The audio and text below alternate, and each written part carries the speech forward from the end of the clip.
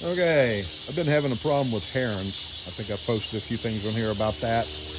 This seems to be the solution. It's a motion activated sprinkler, as I will demonstrate on myself. There it goes.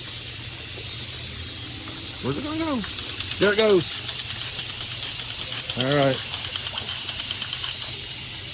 Comes on for 5 seconds and shuts off.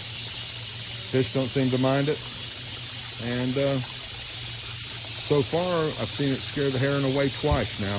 And today it hasn't been here at all. So, might be a successful thing. But anyway, I got this off of Amazon. Works on 2 AA batteries. Easy to set up. Hook up to the hose. Works pretty good. So if you got a heron problem or some other sort of critters, raccoons or anything, cats in your flower beds, whatever, this is a nice way to deter them without hurting anything.